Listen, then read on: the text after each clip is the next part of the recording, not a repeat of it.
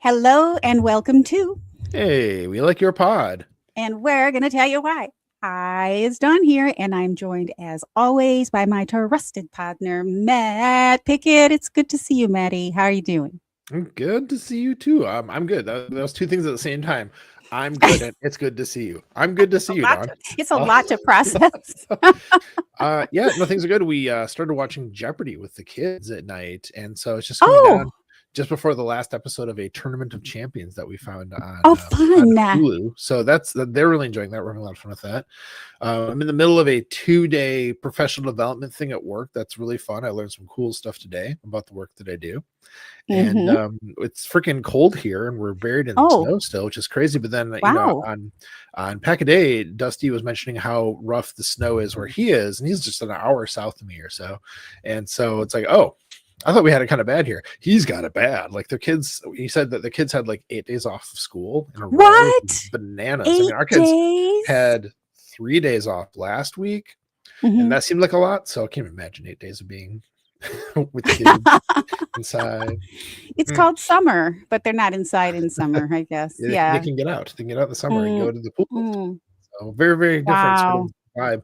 But this is all to say, Dawn, man, life is good. I'm feeling good. How about you? Yay. Well, I apologize. I had no idea that weather was still a thing. I knew it was last week, but I'm like, oh, you know, I have not even heard much about that. My sister said something about snow in Wisconsin a few days ago, several days ago. But yeah, I'm just living here in summer all the time, so I'm sorry about that.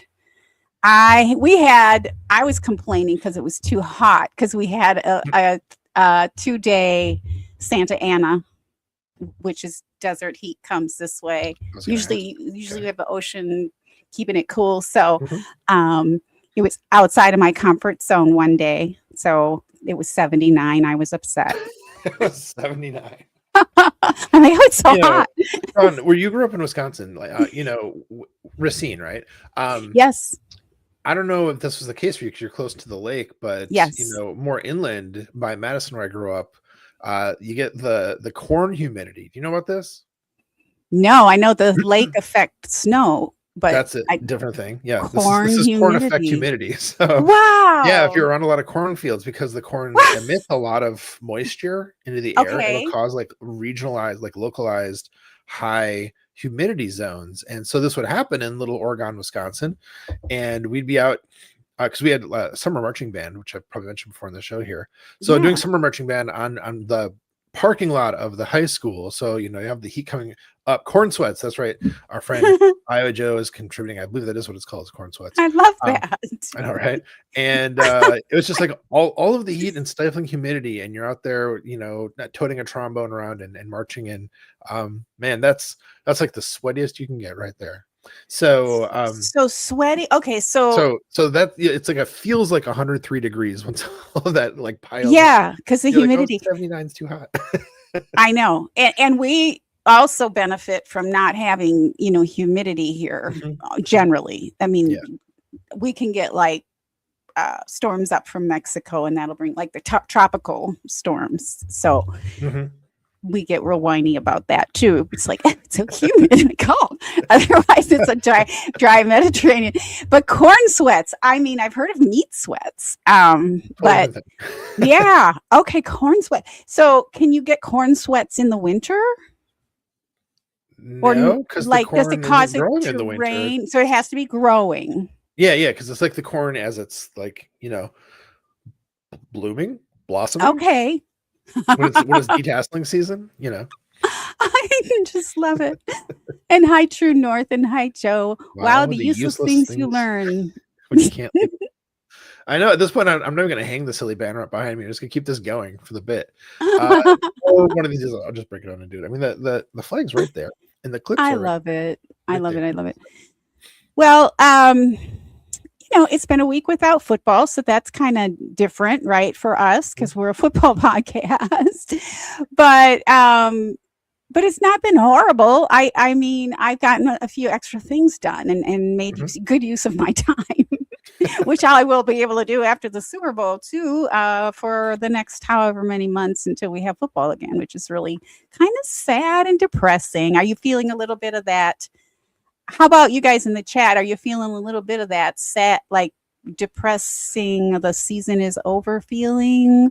And maybe our team didn't meet the expectations. Well, how you feeling, everybody? How you feeling, Matt? Yeah, I mean, I'm past that. Like, I definitely felt that, like I'll still watch football after the Packers are out. And I definitely watched non-Packers games throughout the season. Right. But that sort of, that emotion that you have to kind of process and get through, that moment that you're talking about, Dawn. It's like, oh yeah, that's weeks ago for me at this point, Okay, you've moved on. Okay. I mean, at this point, it's just like, oh, it'd be fun to watch the Super Bowl. It's a couple of good teams. I do like the Seahawks. I like what they are this year. As I mentioned, I'm past my hatred of the Seahawks from like the 20 teens. Right.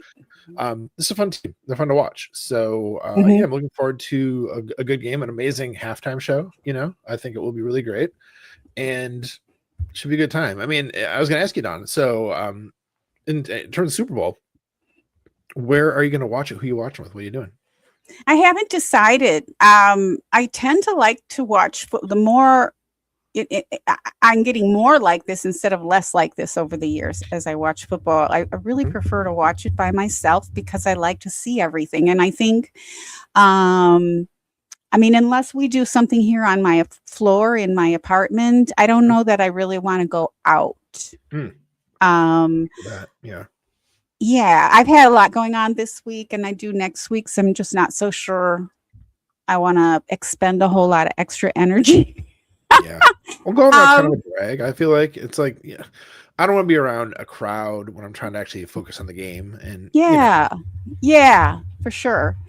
And I know my mom and my sister and some others have shared, their plans, and I think it's really great. But I don't know. I have been watching the Seahawks. Of course, I get their games because I'm on the West Coast, right? So I get to see the Rams and the Seahawks and the Chargers and the Cardinals more than most people like your part of the country. So, even from the very beginning of the year, I was thinking they were going to probably do very well this year, and they sure did. Yeah. And so I don't mind seeing that. I've kind of gotten to the point where I'm rooting for Sam Darnold because he did seem to have like that, I don't know, can I say this out loud? He seemed to have like a choking issue. When he under pressure, he would choke, and but he was really good. Like he was always a really good quarterback, except for those pressurized moments. And so I will have to say, I thought about this today. I think I will feel really bad if that happens to him with him this time. And so I'm really rooting for him. And I'm curious. I don't think it will happen. And I'm curious what kind of like coaching and exercises a player would do to manage that. Like, is it meditation? Is it prayer? I mean, is it yoga? I'm just curious. If psychologist, maybe psychology, all of the above. I'm really hoping that when Sam Darnold does win the Super Bowl on Sunday, I'm hoping that he'll share that with us. I do think he's been much,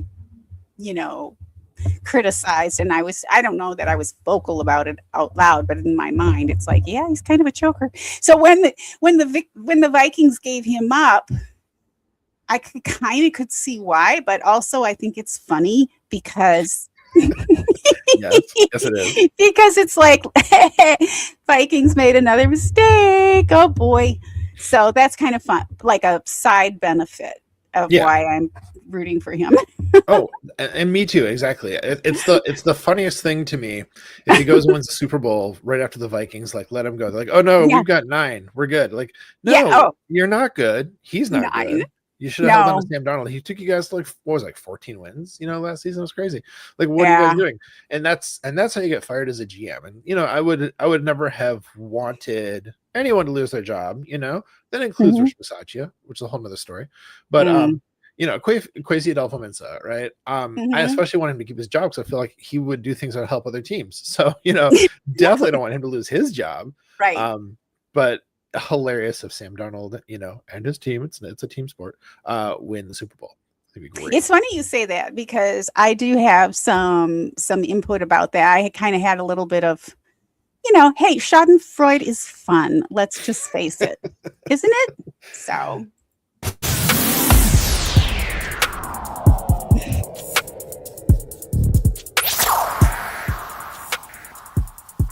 It's time for this week's Superlatives.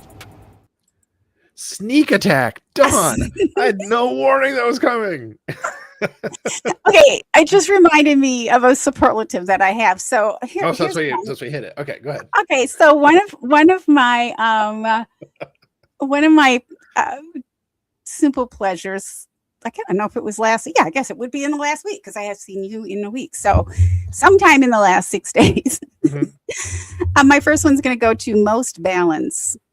And this is Kwesi, KOC, and the Wilfs. Wilfs? The Wilfs. Do you know who the Wilfs are? No. What does it stand for, Don? The Wilfs are the owners of the Vikings. Oh, that's like an actual last And it's so funny because I was watching a podcast or watching a whatever about football a few weeks ago, and there's a player with the last name of Wilf.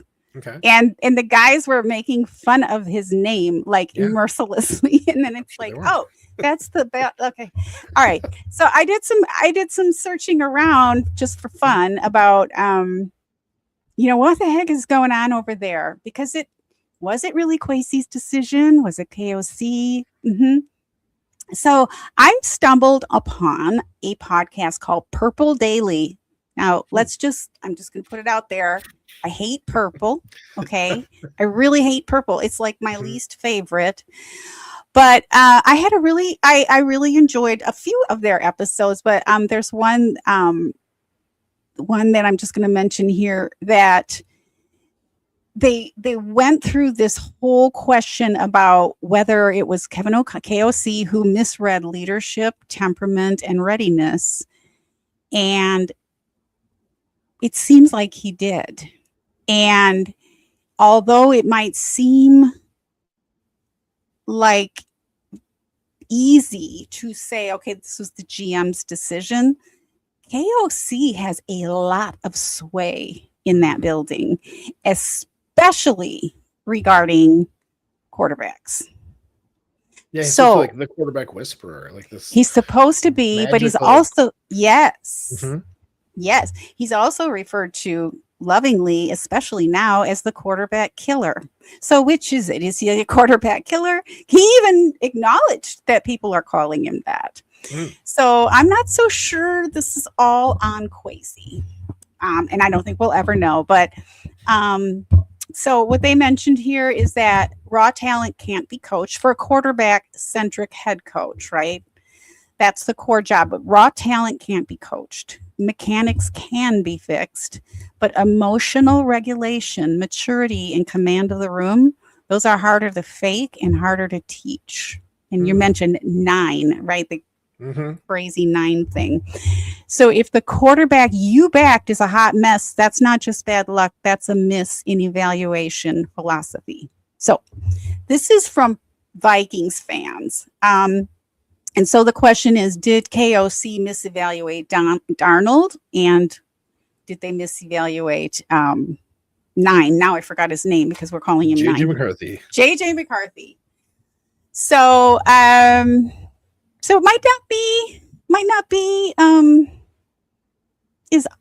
as obvious as some people think. Because they took so long, they took 4 weeks to evaluate whether or not to stay with Kwesi. So I don't think we can assume that it was a slam dunk in any way. So what this tells me, it's going to put an awful lot of pressure on KOC. And I will say that the last thing I'm going to say about this is I mentioned it on this podcast at least one time that I noticed. For me, it was glaringly obvious that there is a very uncomfortable body language dynamic between KOC and JJ. Oh, Yes, they did not seem simpatico. JJ was, it seemed like JJ was trying to have a good relationship with his coach, and his coach was disgusted with him. That was my impression. It was some pretty weird body language. I started noticing it after JJ that week he came off of, he had not maternity leave. He missed like one practice. He had a baby, which probably wasn't the smartest time to have a baby. Yeah. Like you can always plan when it's going to happen, but you can't always plan it, but I thought that was not the smartest decision on his part. Like maybe just wait until like our perfect Jordan Love and his wife, they're having their baby in April. It's perfect, right? It is perfect. Yes. You got to think these through. You're making $50 million as a quarterback. You might want to I don't know. That was my thought back then. And then I saw the body language. And then I think didn't JJ get hurt in that first game back? It was just a mess. It was a mess. So anyway, yeah, they can, I really think it's going to be hard. This upcoming season is going to be really hard on KOC. He's going to have to prove that he really is a quarterback whisperer, not a quarterback killer. What do you think? That's so hard because these organizational decisions are complex and there's so much stuff behind the scenes we don't know. But in the end, in a situation like this where they let go of Darnold and then he goes and might win a Super Bowl, someone has to fall on a sword. And if people in the building already don't like Kwesi, looking to get him somehow because he took that time off for paternity leave, even though he was working the whole time, right? Suddenly he has a target on his back. So somebody did, yeah. I mean, like I said before, I'm sad to see him go because I thought that he was not the best general manager, and that's what you want on a rival team. But yeah, it feels like he's the scapegoat, to me. It does to me too. And I think it was Tom Pellisario, if I'm not mistaken, said, I was listening to him on a different podcast and they were talking about something else, but I think, and don't quote me because I could be wrong on this. I listened to a lot of them, but I thought it was Tom who said, no, KOC and Kwesi had a really good relationship. They're friends. They're literally friends. So this talk about them not getting along and there being two different factions, I mean, they might have happened the last 2 weeks because like you said, somebody has to fall on a sword. But, hey, the Vikings went out on a limb and hired someone who didn't have football experience to do this job. And I'm not sure he was totally a failure because it's not like they didn't look that bad. You know what I mean? The quarterback issue was the biggest issue. And like I say, for that reason, I think KOC is really I've been looking at him more than anything. Yeah. So, but yeah, Purple Daily is really interesting and insightful. I actually caught a few of their episodes. Well, I think your point about Kwesi not coming from a football background is interesting, especially this week when we've heard from Brian Gutekunst, because I felt like I will say, I was gonna say but I lose track of what does he know? What are his perceptions of things? What's his tone? It's like, oh yeah, his tone is mostly even almost dead. But the thing is that I found really interesting about his press conference is that there were moments that he kind of casually displayed like massive football IQ. It's like, yeah, of course he's really smart at football. He's a general manager of an NFL team. And I feel like you have to know so much football in addition to business and politics and all kinds of stuff. Personal politics. I don't mean the government. That to do that job effectively, you have to have all this stuff together. And, if you're coming from a not football background, and maybe Kwesi knows a lot about football, but it's maybe just not enough to make really good, effective personnel decisions, Right. Yeah. if anything, it was a reflection of ownership who made that decision. Okay, because I don't think anyone in the building was gunning for Kwesi to be the GM of the Vikings. Yeah, I wonder how he got the job in the first place, you know? No, and I feel bad saying that because by all accounts, he's extremely smart, accomplished, and nice man. And yeah, it was really nice. Yeah. Yeah, never like seeing somebody's head roll like that. They get fired in such a public way. So yeah. So what is Joe saying here? A lot happening in the chat. What's happening in the chat? Okay. Veronica Stone was a Sports Illustrated swimsuit model. I didn't know that they put her in this year apparently, but she's so beautiful. Yeah. Let's see. Let's head through the chat real fast here because you'd ask like, hey, so like, how you guys feeling about the end of the season, all this stuff? And so Joe said, I'm not really bummed about it. And adding a bit, I'm not really bummed because we just started our draft previews, so football still lives for us for a while. Joe, I've got into my queue, man. I can't wait to start listening to that. I'm gonna wait till a couple more banked and just kind of like rip through them together. So looking forward to that. But of course, True North says kind of how I feel about it in a way. Football season ended 3 weeks ago for me. Yeah, exactly. And Joe says, but plus baseball season is right around the corner. And True North says curling season is going strong. So I love that. And the Olympics are starting. That's right.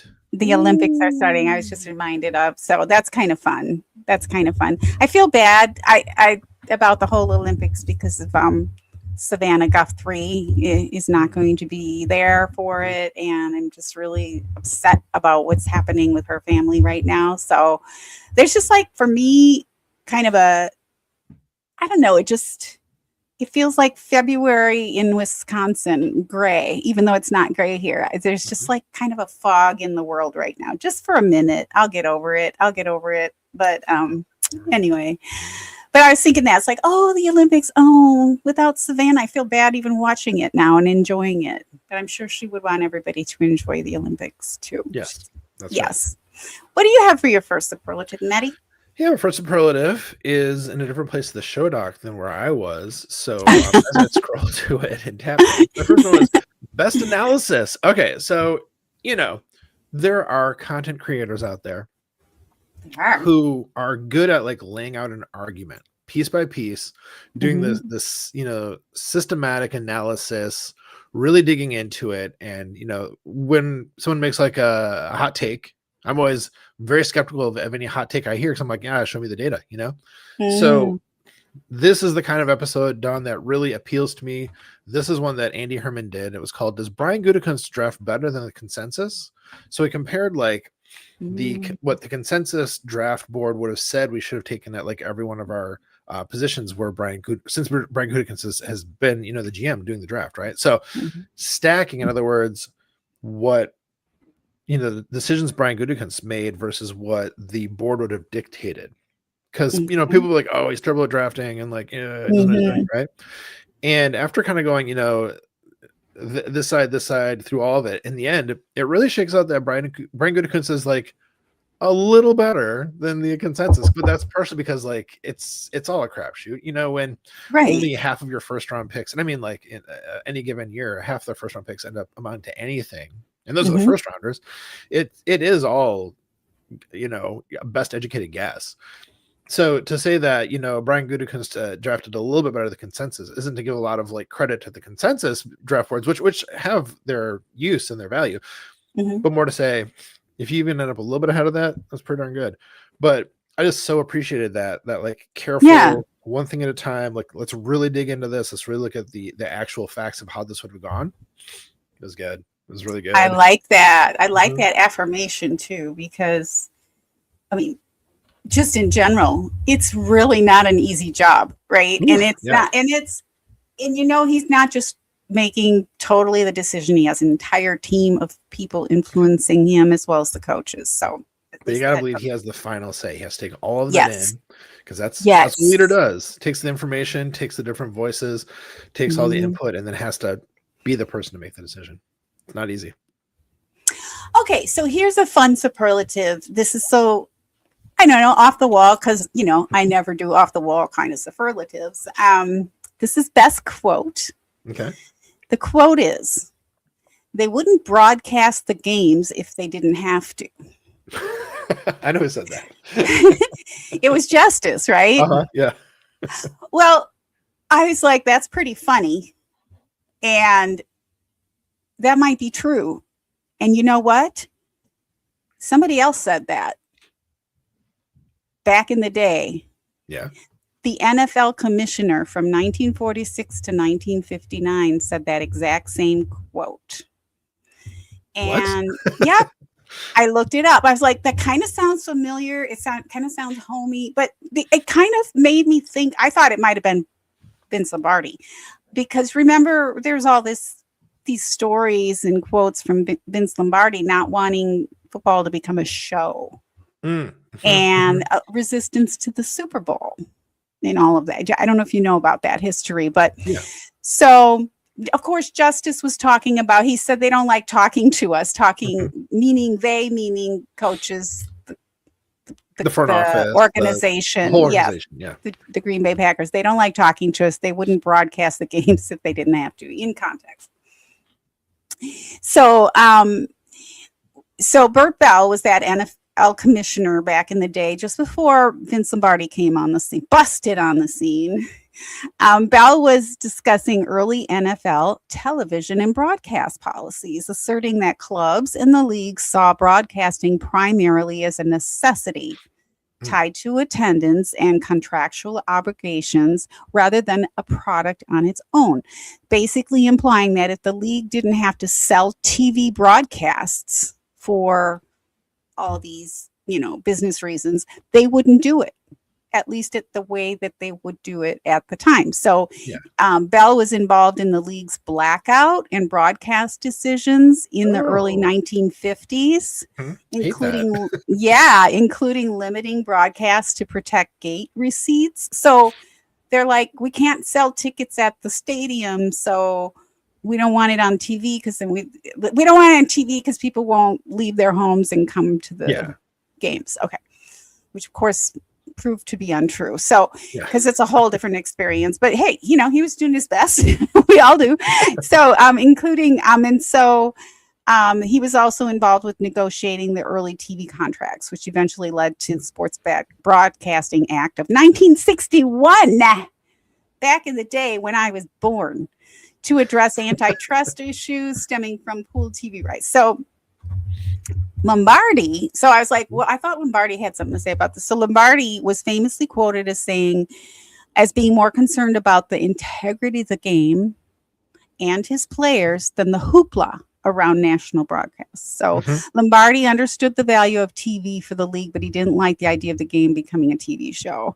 And he wanted to focus on football and winning, not commercials, ratings, and pageant. Okay, so why am I blabbing all about this?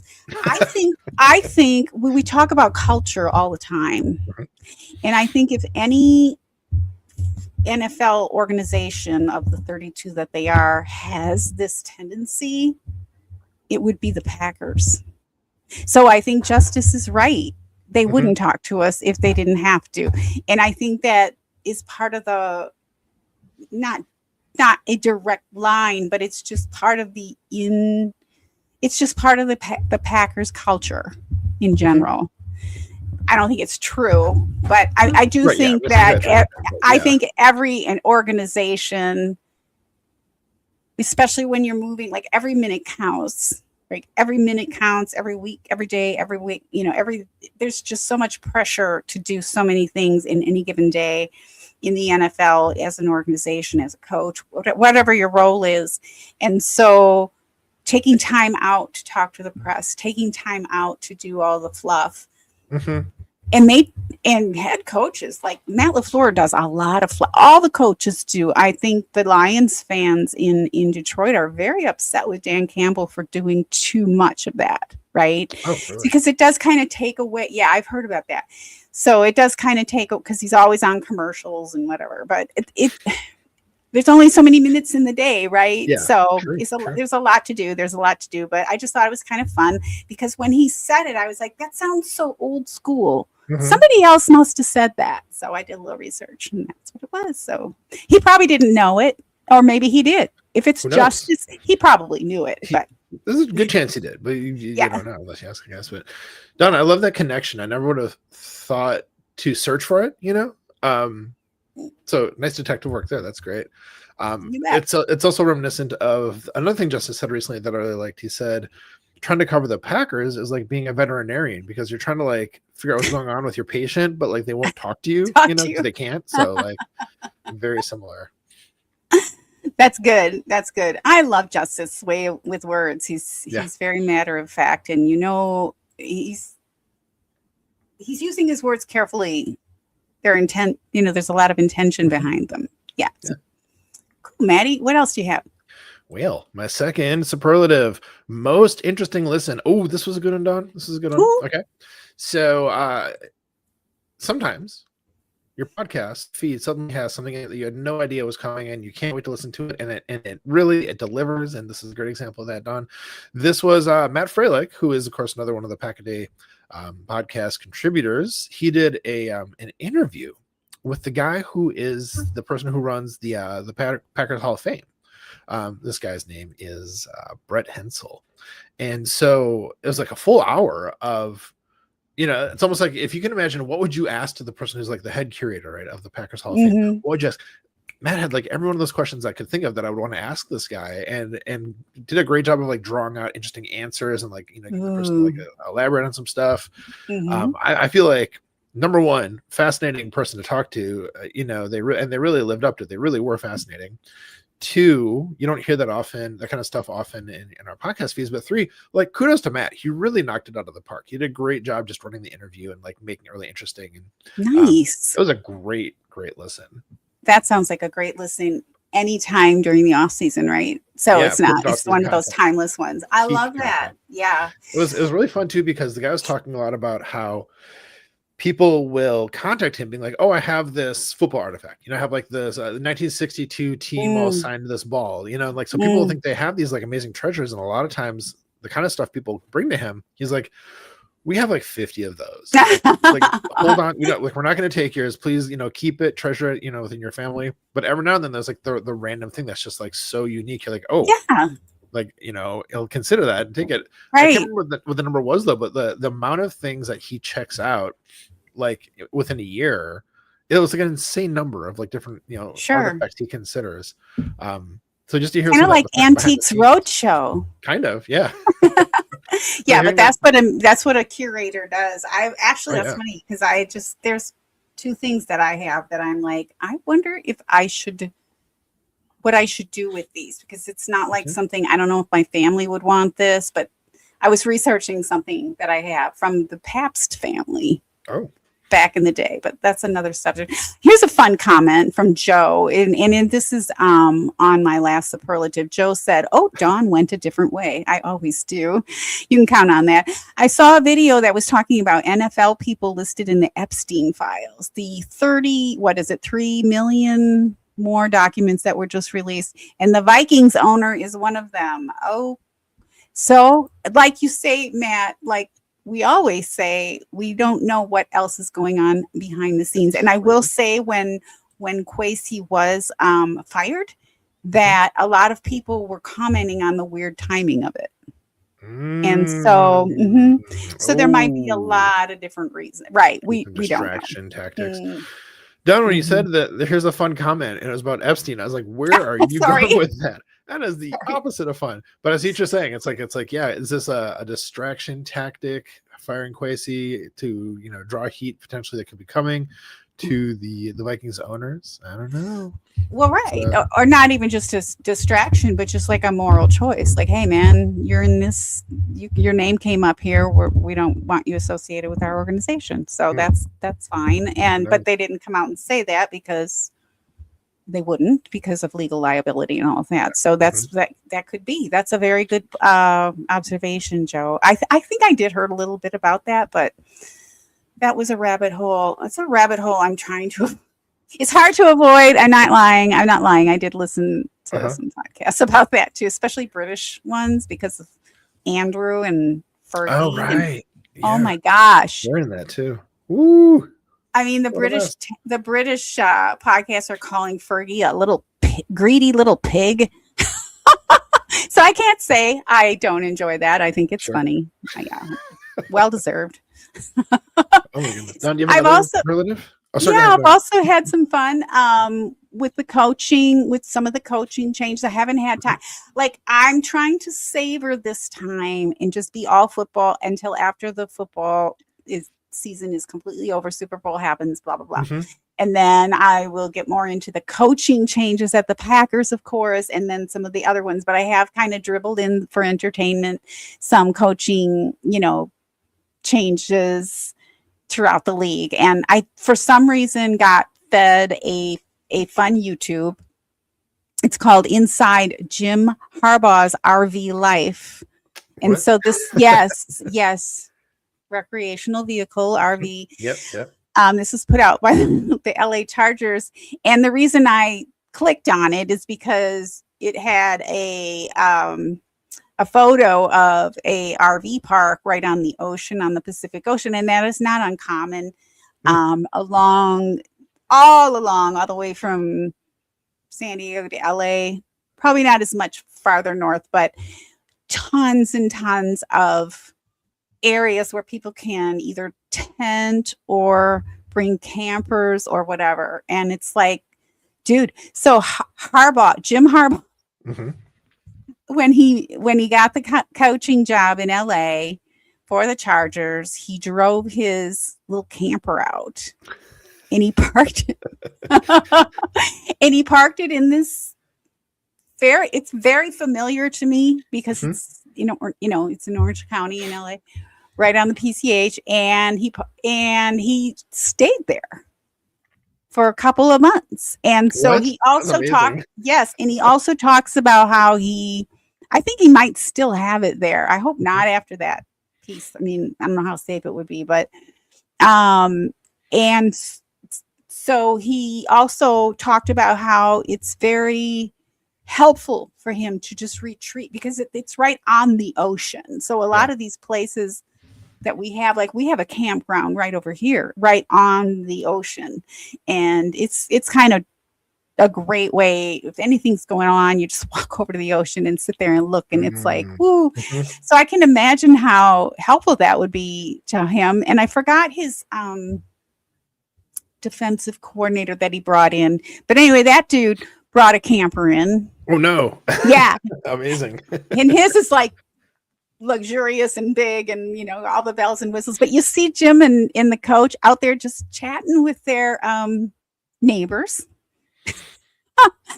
And they're like, what are you doing? Like, I want to work for the football team. And it's kind of funny that it's in Orange County, not in LA. I don't know. Maybe I'm trying to think if there are any RV parks going further north. This is very prime property, obviously. So yeah, some of them have been taken over, but I just thought it was charming and funny. Yeah. You see his RV, like they brought you through his RV, and it's like got Cheetos on the counter, and there's nothing fancy about it at all. It's a regular guy. It's like, God, yeah. I mean, come on, though. It's not even like an what do they call it, an Airstream, and it's not like it's like really basic. His bed wasn't made. It's a fun little clip. So it's called Inside Jim Harbaugh's RV Life. And I just kind of YouTube is great at feeding you things that you don't know you need to watch, and I did. Yeah. Thanks, the algorithm. Yeah, I love that algorithm. What else do you have, Maddie? Well, my last superlative, Dawn, for this week, best reason for optimism. So, it's definitely the case that a lot of the people are saying that the team we have now is going to be pretty much the team we'll have next season because we don't have a lot of money. We don't have a first round draft pick. Like, the Packers are probably not going to draft people and then put them in right away. They don't tend to do that. There's a lot of draft and develop with a lot of their picks, of course, right? So I've been having this feeling of like, are we going to be a better team? I mean, of course, if we have people back from injuries and if we get, even marginally luckier with our injuries, like we should be better. But like, there's like the nagging feeling like, how are we going to fix stuff like cornerback or like, O-line depth or D-line, that kind of stuff. So best reason for optimism. This is Archon 14, who writes for for APC, for Acme Packing Company. Really good writer. I've shouted him out once or twice before. And so the article is the Green Bay Packers can do as much as they want in free agency in 2026, it's more a problem of finding what to spend the money on. So I found this interesting because you got into like Wow. how you could restructure some of the contracts to free up some money. And of course, there's some people who it's very likely that you won't be around, like, your Rashawn Garys and whatnot. So just kind of like broke it down, like, here are spots and here's how they could like pull the levers to adjust stuff to free up enough money to even get like even like a Tyler Linderbaum or someone like that, if that was who they wanted to try to get as like a splash signing. If we got Tyler Linderbaum, at center, that'd be amazing, or like get some good corner out there somewhere. But so that's the second part of it, right? Like, yeah, we can free up the money. There's ways to do this, but we should only do this if there's somebody who's worth getting, and that's the tricky part, But like really good, like in depth without getting too technical. That's what I'm looking for, right? So it's not like overly technical, but like has a good amount of depth. Good job from Archon. I think Archon's one of those dudes who's like, undervalued. What's the word I'm looking for? Underrated is the thing. Yeah. So it's good stuff. He might not be out there on podcasts as much as some of the others. Sometimes if they're just writing, it's really, it takes a lot for people to know who you are anymore in this type of media world. Yes. Well, Archon's like such a funny, it's almost like a folk character to me because, like I said, he's not normally on podcasts. He did do an episode of Reporting is Eligible as sort of a guest host this year, but he's one of those guys who, like, the other people who are in the APC group will like mention offhand, like, oh yeah, Archon posted this thing, or like, oh, yeah, Archon said this thing in the Slack chat. Like, he gets mentioned a lot by like the Frozen Tundra Frequencies podcasts and kind of stuff peripheral to that. So he's frequently mentioned. And could probably totally hold down a podcast by himself. Sure, do that, but do note that our friend True North said my YouTube algorithm only ever recommends Ohana Packers clips. Says, you better believe it. That's great. I love that. Well, I have a little bonus for us, and I just finally got around to this today. It was Green Bay Packers head coach Matt LaFleur talking about his brother Mike becoming an Arizona Cardinals head coach. It was put up by the Arizona Cardinals, and it was like all paparazzi around. It was really great. Really intelligent questions, really intelligent answers. And then after I saw that, it fed me the Cardinals announcing Mike LaFleur as their head coach. And so I did watch that, and he mentioned all of his family and learned a little bit more about the LaFleur family. And it was kind of neat. It was just heartwarming. So if you need something heartwarming, go to the Cardinals channel and check out some of that material that content that they put out regarding Mike LaFleur and their new head coach there. I think that's really cool. That is cool. Oh, I love that. This wholesome stuff. It was great. And that's a great family. You can just tell what a lovely family they are. One of the fun quips that I can't remember which brother spoke about it, but one of the LaFleur brothers was talking about how their mother and Matt LaFleur has mentioned this, how their mom gets like really tense when their teams play one another.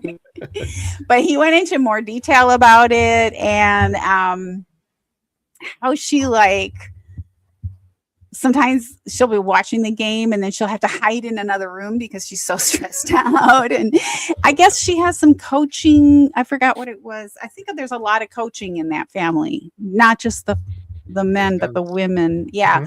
So it was pretty fun and interesting. And it was just neat to see Matt LaFleur being a proud brother too. I love that. That's cool. Yeah. So check it out. It's on the Cardinals. Might have to watch more of the Cardinals now. I don't know what he's going to do with Kyler Murray, but Murray is talented, but he's also short. I just don't know how he can compete. It's hard.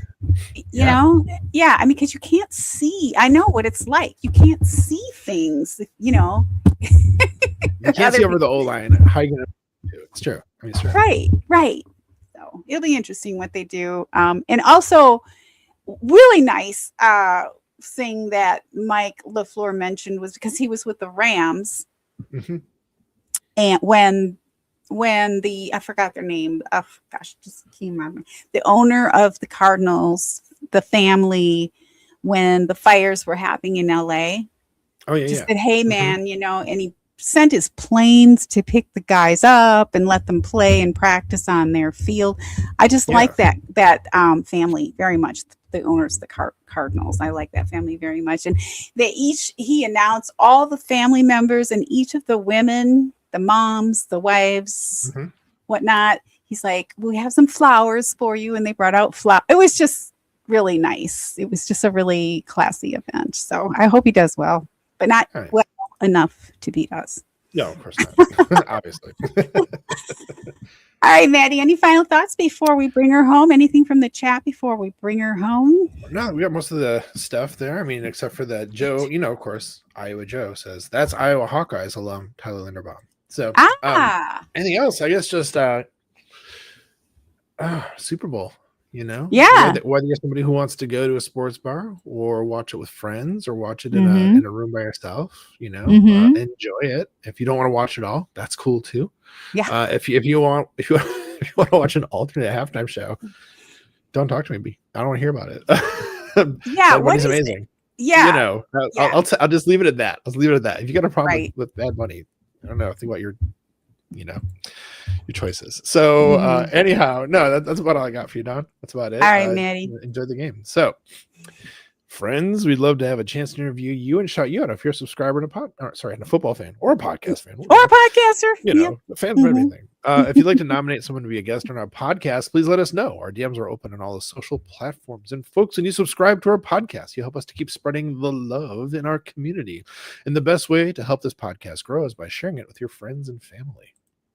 Yes, Maddie, that's right, because we love you. We're so glad to know you, to be fans of you, and have the luxury of being fans of the most storied team in the NFL. We appreciate your support, your subscriptions, and sharing our pod, and we look forward to seeing you next week on Hey, we like your pod.